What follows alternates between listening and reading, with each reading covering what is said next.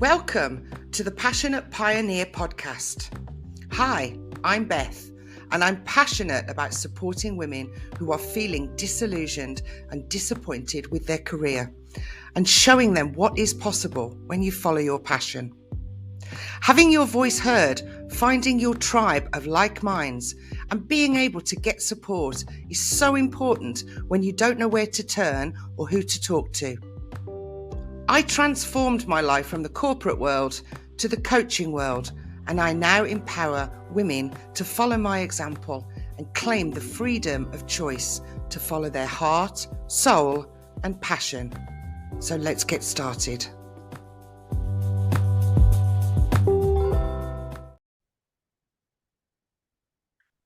Today, I am joined by Rhema Flowers. Rhema was desperate to leave her corporate career, which had caused her many health problems, including fibroids and other conditions. She now lives her dream life in Maui, Hawaii, coaching high performers to courageously care for themselves first in order to make a greater social impact. But how did she do it? Let's find out. Welcome, Rhema. Oh, thank you so much, Beth. Thank you, for what you're doing and what you're creating with having all of these conversations, these powerful conversations. And thank you so much for reaching out to me. We're so far away geographically that I love that Zoom lets us to like flatten the world a little bit. Don't you just love that? Don't you love? Yes. It's one thing. I mean, the internet can be, sometimes people say, oh, it's not a good thing, but if it's used wisely, it can be an amazing thing. It connects people all over the world. Oh my gosh, yes. And this podcast has seen that. I've spoken to, and I will be speaking to more people all over the world: Hawaii, America, Canada, England, Australia, even. I've got. Oh my gosh, it is. Yeah. So I really, that's amazing. So it is amazing. It is amazing. So let's start with your story, Rhema. So what industry did you work in, and when did you first start to notice all of these problems with your corporate or professional career? I was in I started in advertising. So I was in advertising, and then I moved to marketing. So I worked for several advertising agencies, and then I got hired by a client, and then they put me in their marketing department. So I became a marketing director at a corporation. And I remember working for this company, and one of the first big things that I remember was we have like an annual convention, and they're fun, and everybody goes, and it's like in different places each year, and you get to see all of your friends. But what I noticed after one of the conventions was all the people that won awards and were recognized and were like held high at the company. And some friends and I were sitting at lunch talking about this. Their families were falling apart. Their health was falling apart. They had mental issues. They were like, in their personal lives, were not great. They had no relationship with their kids, because we were like, well, we know that person. I mean, really, they won something? And they, and I'm like, and for me, my takeaway was, wow, I have to give up what's important to me, my personal life, in order to succeed corporately. Right. Like, and that was the first time that I recognized, like, I have to change wow, those are big stakes. Yeah. Those are big stakes that I was like, I'm not willing to pay this. Yeah, sacrifice your health to be rewarded. Yeah. It's not worth it, is it? No, it wasn't worth it. And so that was when I was like, okay. Another big thing that happened was I was sitting down. I love doing goals. I've been doing like goals at the end of the year, like writing your sometimes resolutions, but dreams, goals, theme, whatever you call it. So I was sitting with a girlfriend of mine, and she wasn't in corporate. And so we're doing our goals, and I said something like, I'm going to work harder this year. I'm going to really buckle down because there was a promotion that I had been passed over twice. And I'm like, okay, this is the year I'm going to buckle down. I'm going to work harder and whatever. And I'm saying all of this with earnest. And she busts out laughing, like doubled over laughing. And I'm like, what? And she's like, you've got to be kidding me. Like, we never see you. Your kids never see you. You work, you travel, you're always gone. When you work harder, right. What are you talking about?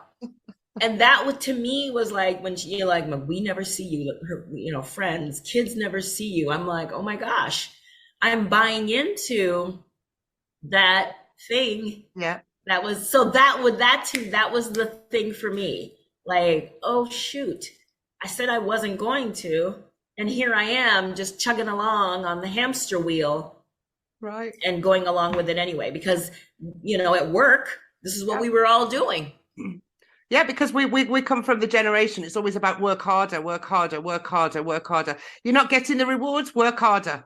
Yep, work harder. Take off. What do you mean take off? What do you mean take a day off? What do you mean you want Saturdays off? It's what we work. I mean, like we work 5 o'clock. If people left the office at the time, right? It was like, oh, leaving early. Oh, pulling a half day. If people were leaving at 6 p.m. who had been there since 8.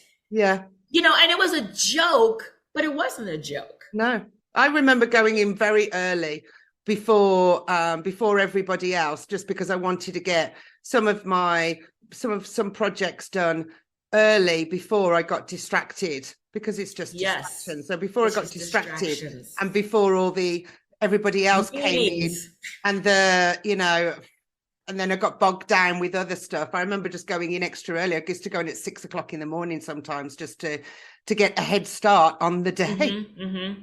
Right. Another thing that would happen to me, maybe about 3 o'clock in the afternoon, I'm just done. I'm fried. Yeah. And I'm sitting there and I'm just like, okay, find something else, because I've got to stay the rest of the day. Yeah. So find something to do, I'm like, I feel like I've got nothing to give. It's the slump time, isn't it? It's the slump time. When you've started work at 5, 6, 7 in the morning, 3 o'clock in the afternoon, you're done. I mean, you're done. Yeah. And then I want to go and maybe I'll go get an ice cream, or maybe I'll go get, one of those frappuccino with the la la la and the whole, maybe I'll get one of those, or to wake me up, or maybe I'll, right? And so that's where, like, for me, that's where my little unhealthy snacking, eating, because the sugar, that's what I wanted, the sugar and the coffee, something, right? Something to give you the energy. Something. Yeah. So tell me what happened with obviously your work put your body under a lot of stress, because you obviously realized at some point that you were having health issues. I think I had cramps or something. I think it might have even been a routine checkup. And they were like, oh, you've got, fibroid, this like fibroid tumor, which is just like a growth. It's not malignant or anything. And they wanted me to have the surgery, which would have been like a hysterectomy. I wasn't planning on having kids, and no. Right. I don't need that. Like, that's, and so as health issues started coming down the pike, I started going. I remember a couple of the ladies in my office, they were like, hey, you know what? You should try yoga. And I'm like, yoga? Who's got time for that in a corporate career? Thank you. Right? Exactly. Like, slow down. No, that's not even appealing to me in the least bit. Yeah. No, thank you. And this went on for months. They were like, it's going to help with your stress and blah, blah, blah. I'm like, no, not even interested. I get, because I'm up. So I'm like trying to, stay up so I can work harder. And I literally went to my first yoga class so that because this went on for months, so they could shut up. Yeah. So when people look at me and they're like, oh, you're Miss Yoga and you're like so healthy eating, and like, I'm like, no, don't compare me, 12, 16 years later, right? Like listen to my journey of how I got there. So it doesn't matter how you get your friends there or how you get there yourself.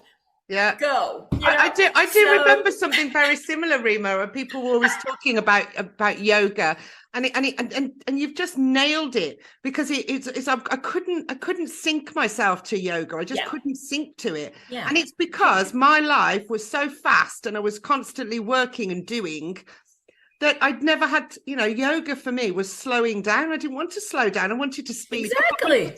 I wanted to do more at work, and I wanted to get more recognition and more rewards. And yeah, exactly. Nothing about it was attractive to me. Yeah. I'm like, why do I don't want to slow down. Don't you understand? I don't want to do that. I don't think I can, but I don't want to. So it wasn't attractive to me at all. Yeah. Until I went. Right. And I went to my first yoga class, and I was, definitely hooked.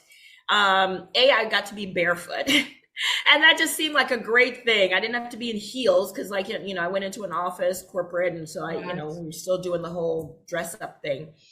And I didn't have to wear running shoes or, anything like that. Cause that was one of the things for me that was attractive. That might not be attractive to everybody, but that was like, oh my gosh. So maybe this is going to be something where I can just kind of romp around and, we'll see. So I went to my first class or whatever, and I'm like, okay, this is okay. This is what my stereotypical, what I would think a yoga class would be. And then I went to a different class. I was able to do yoga one day a week, probably for the first year-ish. Right. One day, Saturday morning. Right. And I ended up going, so my third class, I went to a different class. And it was more movement, and I was hot, I was sweating, I was confused, I was all of the things in that class. And I was like, okay, this is all right. This is movement, it wasn't as slow as the first couple. And what I noticed was that night I slept better than I had in months. I slept the whole night through. I had not done that in months. And my sleep had been this toss, turn, wake up, panic. Did I call this? Did I dot that I? Did I cross that T? Right. Oh my gosh, I'm going to get in even earlier tomorrow because I want to, that's what my sleep had been. Right. And I had just become used to it. And I slept that night so well and woke up feeling refreshed. And that's when I was like, there might be something to this. Right. And so that's how the love of yoga began, with that. One other thing I noticed with yoga was that I started making long-term plans again. I had stopped making long-term plans. I didn't realize I had done that until I started doing that. And I was like, I haven't done that. It wasn't, like how, people are like, oh yeah, and so next year we'll take a vacation, or I'm going to do, I wasn't doing that. I just was going along, just living, surviving. Right. And I wasn't doing that. And so I knew that, I felt that looking back, had I stopped and gone to some doctor or, therapist or whatever, I'm positive they would have said something around depression. They probably would have prescribed me antidepressants. Oh, for sure. Yeah. I that's where I was at that time. As I look back and see what I was going through, because I didn't talk to a lot of people, because where I was in corporate as a director, I had a team, a lot of people underneath me. Right. And that reported to me. And at home, I was a single mom, and I felt like wherever I went, I was the leader. So I had no place to go to be like, I don't know what the hell I'm doing. I don't know. I'm freaked out. What do I do? Where do I go? How do I get off this crazy wheel? Everyone was looking to me to lead. Right. And so it felt like there was this weight on my shoulders. And that's where a lot of conditions I had, I was tight, my shoulder. When I started in yoga, my shoulders were way up here. They kept saying, relax your shoulders down. I'm like, I don't know. They're probably not talking to me because right? I'm like, so it opened up a whole new level of self-care for you. You realized your body slowed down. You were able to to start sleeping properly. Is it, I mean, and make long-term plans, Just, start yeah, writing. That's make long amazing. term. Yep. Yep. I started putting together because I had never made the connection. Right now, I mean, there's articles and people talking about it everywhere. Whatever, 12 years ago, 15 years ago, it wasn't that much Right. information out. But I started making the connection to what I was eating and how I was living to how I was feeling and what was showing up in my body. Right. Because I had not made that connection before. And I'm like, oh, okay. So if I shift this, then that'll change. I used to get headaches, migraines, headaches, I don't know, maybe 5 or 6 times a week. Wow, that's a lot. Almost daily. I just thought, yeah. I mean, other people, like we had Tylenol at the office, everybody, right? I mean, like you could Right. always just ask. So everybody was experiencing it. Right. So for me, it was my normal. And so when I get around, like, in the yoga people and whatever, and people are not having headaches every day, and I'm like, really? There's a life that's, interesting, And so I started getting glimpses of what life could be. Right. Yeah. And that, so again, and that's part of the evolution, because, and you and I were laughing a little earlier about like people look at me now and they're like, oh, you're Miss Yoga and you're an instructor and you own a studio and, and you teach about living healthy and holistic and smoothies every day and you don't understand. And I'm like, no, I understand because that's where I came from. So this is an evolution. These are not epiphanies. All these epiphanies happened at once. These are like, oh, I tried this and then I tried that and then that didn't work and I tried this and, I was like, go ahead. Yeah, no, I was just going to say, absolutely. Self-care is so underestimated. It's so underestimated. We just always seem to put ourselves last. In all areas of our life, everything comes first. Even like celebrations, we're cheering everybody else. Yay, well done you, well done you. Where's my celebration? Why aren't you celebrating yourself? Why aren't you taking care of yourself and going to do some yoga or meditating or eating some healthy food, enjoying, doing something for you, having some sort of routine where before you start your day and the day controls you. It's about sort of putting in some things so that you control your day. You get ahead of the day rather than the day. It's a big thing for me, Rhema. I mean, it's one of the things in my programs that I teach. When women come into the programs, it's one of the first things we do is we look at how are you taking care of yourself. Oh my gosh, yes. It's so important, isn't it? Oh my gosh. And it makes a huge difference. Even me just saying I wasn't making long-term plans. I wasn't sleeping. Oh my gosh, that's huge. Yeah. That's huge when you look at it. And I wasn't looking at it. And so if I had not found yoga when I did, there's a road that I've watched other people take. I was on that road.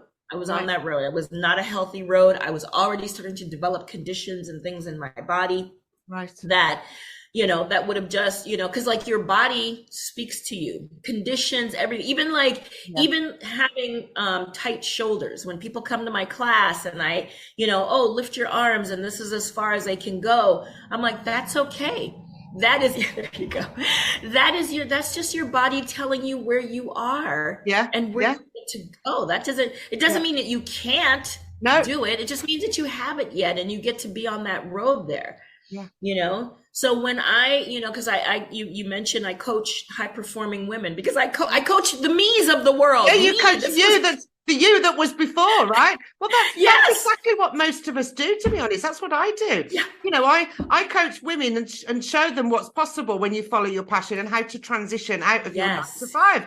Because that was me. That was me. I didn't know what to do. That's what we do. We can only coach from experience It was like, and it what made so we've much learned, our sense. own journey. And that's where the passion comes from. It's your own journey. It's what you Yes. love. Well, I've done this. I can Yes. show you. Let me show you. I mean, it's the joy Yes. that comes out of that is let me show Yes. you what's Let possible, me right? show you. I Yeah. feel like I'm just like a half a step in front of you, and I'm reaching back and I'm grabbing your hand. I'm like, hey, let's come. Yeah. Hey, I'll show you Yeah. the way that I found, duck here, and there's a twig there, and go around the rock. Like, I'm just showing you the way through the forest Yeah. that I found. Yeah. And so for me, it's passionate, it's fun, it's amazing. I love it. It is. I remember even like when I started my yoga journey, I was still working in corporate.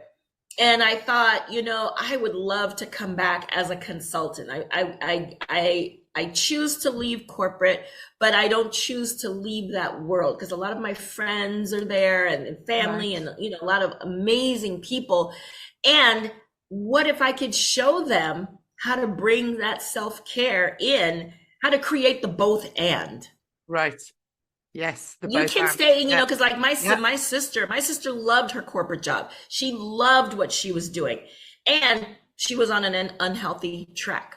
Right. What if I could show her how to have both and in life? We can do that. Well, it's about being a pioneer, isn't it? Which is why, my peers. I was just talking in another podcast with another lady, and I just said it was a Mm-hmm. pioneer, the passionate pioneer.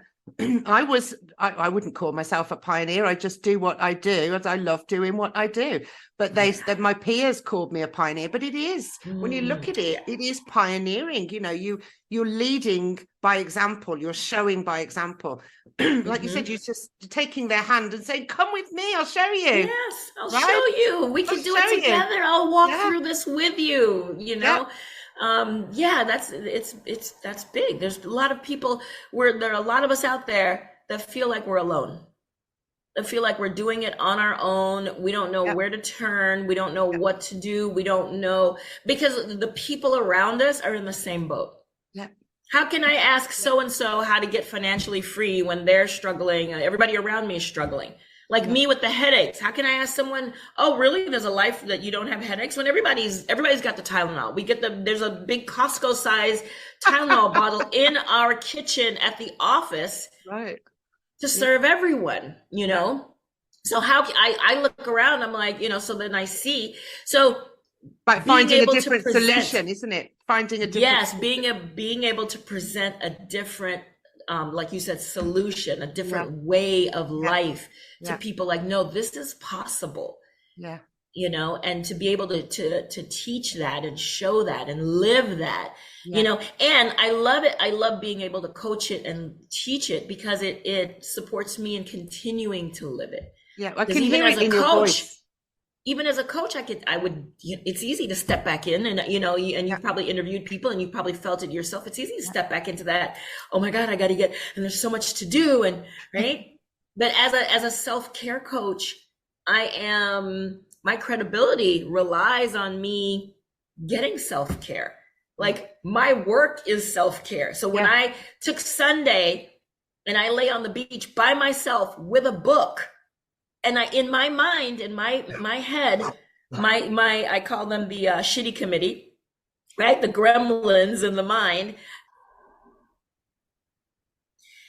So yeah, I call them, the shitty committee, the little gremlins in your mind that, I quiet those. So as I lay on the beach on Sunday and I read a book and I'm doing absolutely nothing. And the gremlins are, "Oh my God, I can't believe you're laying here. Do you know how much you have to do? And you have to get ready for this. And you have to, and this would be a great time for you to drip, drip, drip, drip, drip, drip, drip, drip, drip." I get to, So what I do is I don't fight them. Thank you. They're keeping me safe. Thank you for keeping me safe. Thank you for keeping me safe. That's Thank you for keeping me safe. Yeah. And I'm choosing this. Yeah. And so that's what I practice when I hear that. Because I know that is important time that I take to myself when I take that time to sit on a beach. I'm living on Maui. I get to take advantage of that. I sit on a beach and I do nothing and I soak in the sunshine and I take a nap, right? That's important time. That's never time wasted. Yeah. Never. So I love that my work allows me to be mindful of Yeah. how I spend my time. Well, that is mindfulness, isn't it? Self-awareness and mindfulness. And the words that we say to ourselves are so important. The words we say to others, Yes. they have meanings, they carry volume. You hold them in your body. If you say, I can't do it, I'm not Yeah. good enough. Yeah. Um, who do I think I am? All those Yeah. things weigh so Yeah. heavily on your body, right? And it's about Mm-hmm. changing your mindset and changing your words and be kinder to yourself. Oh my gosh, that's such a big Right. deal. Yeah. Be good to yourself. You know how many times I've told people, I'm like, hey, be good to my friend. Yeah. This is my friend. I love her. Please be good to her. And to myself too, because like if you think about the things that we say to ourselves in our head, Unbelievable. hey, Many times you said, we would never tolerate no, anyone saying that no. to us. Oh, I've forgotten my keys. Oh, you stupid girl. Oh my God, I can't believe you You did know? that again. Are you Are you ridiculous? Oh my ridiculous? God. Right? Yeah. And You would never, a child, think of like nieces, nephews, yeah, grandchildren, your own kids. Your 4-year-old says, I forgot something. You wouldn't treat them like no, that. You wouldn't be no. like, oh my God, you're so stupid, You'd Yeah. be like, okay, let's find it. Yeah. So we get to, and one thing that I do in my coaching is I connect. Women are I've coached men.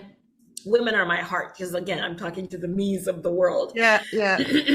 But I help us to get in connection with like our 6-year-old, our 5-year-old selves, Right. our little girl. Yeah. I have my clients find a picture of themselves at 4, 5, 6, something maybe 8 and less, and put it on their mirror that they can see every morning. Yeah. So when they get into this place of, maybe not being good to themselves, they can look at her and be like, no, you get to be good to yourself for her. Yeah. This is how we get to rewrite our past. Rewrite the stories of we were alone when we were going through like some tough times and not feeling that we were enough or adequate. Yeah. We get to go back and, connect with her, our little girl, put her on your lap, hold her. You're enough. You're doing great. Talk to her, nurture her. Yeah. Yeah. I've got a picture of me when I was 4. And Yes. I just call her Little Beth. Oh, sweet. Little Beth. And every now and again I visit Little Beth and I just say, it's okay. I remember that. It's okay. Mm-hmm. Yes. You're safe and you're loved. Mm-hmm. It's okay to move forward. You did a great job. Thank you so much. With that, Beth, you're rewriting your past. Yeah. Because what you get to recognize is little Beth, who thought she was alone and thought all these things that didn't serve her, that she wasn't. Future Beth was with her. My 99-year-old self is with me right now. She's telling me, it's okay. You got this. You're 99? Doing great. You go, girl, at 99. Oh yeah, I'm put it out there all the time and have for years. I'm gonna be a centenarian. Yeah. Great. I think that's just like a centenarian. Very nice. I like that. So let me ask you a question. So in your opinion, why are we as females afraid to step up to follow our passion? What are we so afraid of? I think it's a couple things. I think it is, I think we're afraid of our power. Right. Our amazingness. Women are freaking amazing. Thank you for saying. And I don't think, and we're powerful. And I feel like this is why all of the trauma that we have suffered throughout the years is because others have seen the power and been afraid of it and wanted to tamp it down. Well, that's why we were murdered years ago, right? That's why the Knight Templar came in and the church and everything else. And exactly. They felt the power. You're not a healer, you're a witch. We're going to burn you. You're a witch. We're going to burn you. And we're going to, don't do this, don't do that, right? We're just going to, you're the one that's causing all of this. You're making me do this. Like, what? So yes, I feel that, we have been we're powerful beings. We are powerful beings, and we feel it, we see it, and sometimes we're afraid of it. We've been taught to feel afraid of it, taught to feel, right? Not to, we can dance in fire, but we've been afraid to fear the flames when we are the flame. Like that. And and I think the second thing is that we tend to want to give so much to everything and everyone else around us. Women make shit happen, right? Yeah, absolutely. When I talk about like high performing women, there are high performing women out there that they run their home empire. They're taking care of, parents or in-laws. They've got their sister's kids because she is, creating this, and she's out in the world, and she, so I'm taking care of this. I've adopted like there are people out there, that run their husbands' businesses. Oh yeah. Right? There are women out there that they are making it happen for everyone else. Yeah. And when it comes to them, they're the bottom of the bottom of your teacup. When you leave it out and there's nothing there, it's just, no, there's nothing there. They're depleted, right? Completely depleted, right? And what I teach, what I show is pour into yourself so that your cup overflows and you serve from your saucer. And that is the greatest gift that you can give to the people around you, to your kids, to your family, your friends, your world, your community, is to be so full, so vibrant, to live so much that we just give off the power. Just people coming in our environment are blessed. Yeah, that's lovely. So I feel that we keep giving away our power. We keep giving away our power, and you know what? We can do that. Yes, and we can serve ourselves first. Yeah, totally. That's the necessity. Yeah, totally. There's so many things that we get to create in this world. The institutions of old are not working. No, that's why they're crumbling. Broken systems. Everything's crumbling. They gotta go. They gotta go. Yeah, you can see it. But you know the old saying, "Can't make an omelette without breaking an egg." It's absolutely true. You've got to break down the old to build. Yes, right. Absolutely. And I feel that women are a huge part of this new that we are building. What we're creating as these old institutions crumble, I feel that women are an integral part of the rebuilding of the entire planet. Yeah. And when we play small, when we give away, when we are not in our own power, then we're not contributing to that. So we get to stand in our power, because you know what? The lights are on, the curtain is drawn. It's our time to step up. I've been watching this women's movement. I am so thankful for it. I am here for it. I am contributing. I'm here for it. So yes, we get to step up. It's our time now. It is. It's totally our time. And I feel that's why I'm really amazed how many women have reached out to me for this podcast. And they're just inspiring. They're pioneers. They've got a story to tell. They want to have their voice heard. And I think it's just incredible. I'm so thankful and so humble to be, when I thought about starting this podcast, I thought, I'll just start this podcast, not really understanding the amount of women that would be able to just the incredible energy. I tell you, I was telling you earlier, wasn't I, Rhema? That, yes. You're my third interview today. Mm-hmm. The one from this early afternoon and the one from late afternoon. I got up after both of those, and I was just singing around my house. I was just so joyful. I was like, why am I singing this silly song? Oh my God, I'm in joy. I'm just absolutely reveling in hearing these women's stories that resonate with me as well. About following their passion.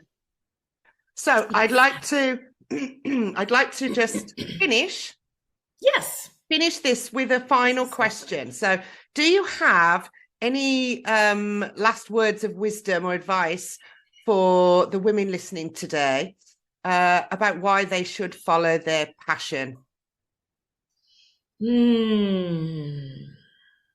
Yes. Following your passion gives hope and inspiration and space for others to do the same. When we start to pour into ourselves and care for ourselves first, we can bless so many more people. You know, we start to even heal our inner selves. Right. You know, and when we start to heal our inner selves, we are affecting 7 generations behind us and 7 generations in front of you. See, you know exactly. I do know, absolutely. You affect you affect the collective consciousness. You affect generations, ancestors. Yes. You know, the minute you start stepping into who you are and taking back your power and following what you and having joy in your life again and fire. Yes. You know. Yes. You know, you can feel it, can't you? You can feel that energy. Oh my gosh, yes. Yes, you can. And it's amazing. And when we think back on our ancestors and our sisters who suffered needlessly, you know, that we want to say, you know what, you weren't crazy. You weren't bad. You weren't wrong. You didn't do anything, you know, like you read about the witches that were burned at the stake. How many of us would be burned today? Yeah, because we dance, because we don't wear a bra, because we I mean, like, it's still in the collective, though. It's still in the collective. Yes. But every woman that steps up and to take back control and take back power, self-awareness, self-power. We're not talking about controlling manipulative power, because that's correct. That's nefarious. We're talking about good, for the highest good of yourself, for the highest good of others, you know, to step up and take control of your life and live your life with purpose and joy. Yes. Right. Yes. And there is a life of purpose and joy. Yeah. There is joy. There is beauty. Like you said, you're creating this and you're humming and you're singing. When I'm coaching and I'm creating a retreat or I'm creating, you know, something, I'm like at my highest. I am like, woohoo! You know, it doesn't feel like work to me. I don't feel like, oh my gosh, I'm bogged down and I'm dragging. It gives me energy. Yep. It gives me inspiration. And what that does is that's me filling my cup. So people come into my vicinity and they're just like, what have you got? What's going on with you? Know? Yeah, right? I'll take what you've got. They are blessed too. Exactly. They're blessed too. So this is how we get to affect the world. This is how we get to be. And even especially as women, the female, like, nurturing is in us, and the nurturing gets to begin with us so that we continue to nurture those around us, you know? So we get to that's part of who we get to be. And so, we get to, we are amazing. You are amazing. Yeah. Yeah. Look in the mirror every morning. Yes. Tell yourself, every morning. You are amazing. I love you. Yes. I love you. I love you. Amazing. Yeah. Yeah. Wow. What a wonderful way to end this podcast. Thank you so much, Rhema, for joining today. Beth, you are amazing. Thank you for the work that you do. You are just thank you. You are a blessing. Thank you so much for your kind words. Thanks. Absolutely.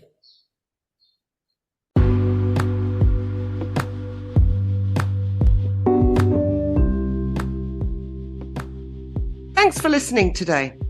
If you would like to join me in telling your story about how you are quietly quitting your career and how you've got one foot out of the 9-to-5 rat race, or if you are a woman who has a story about already leaving the professional world to follow your passion and can offer inspiring advice, then please message me to get yourself booked in on an episode just for you.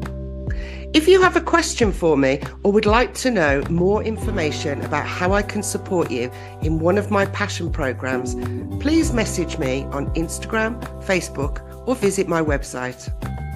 You can also grab your free copy of my workbook, Your Passion Journey Starts Here, by joining my online community. And don't forget to subscribe if you enjoy this podcast and share it with your friends.